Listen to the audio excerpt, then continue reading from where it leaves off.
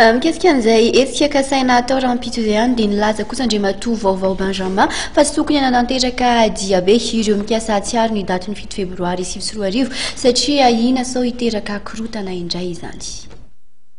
Matoa zahay tao anatin'ny fitondran-tetezamita anisan'izany ny tenako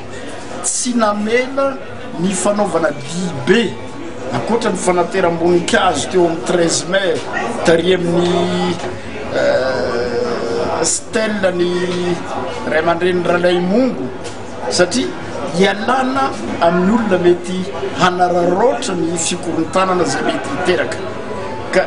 ny fatsiarovana ny namana AV7 nio mikevitra tanteraka amin'iny ny tenako vaovao Benjamin satria tsy moramora zany namoiavana zany anao fitompo vavana nametraka Gerbe des Fleurs ary Ambotsolotra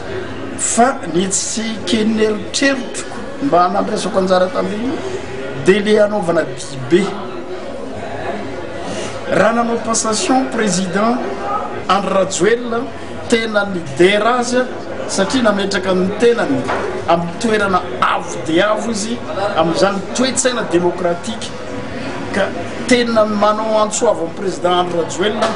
tsy atosok'olona anaonao foana amin'izao fotoana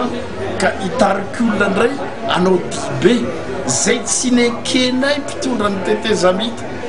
nandritra ny 5 taona zay nitondranay ary manao antsoava amin'ireo namana voafidy solomavambahoaka ny mapara tsy anosika ny président Andry Rajoelina andeha no dibe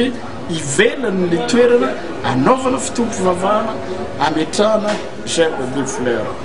ka nisosokevitra arosoko amin'ireo namana rehetrarehetra reo dia atolo ny fanaterana voninkazo na otrony ny président Rajoelina rahabasoa rahabatsara na ny tenako hoe raha tsisy ny sampony dia mba hanatrika zany otrony reo olom-boafidy reo rahabasoa rahabatsara fa ny olona rehetrarehetra dia efa miandry ery amin'ny kianja mitafo Mahamasina hiatrika ilay fitompo vavahana ka le solo tena mametraka le Gerbe des Fleurs no mamonjy le fitompo vavahana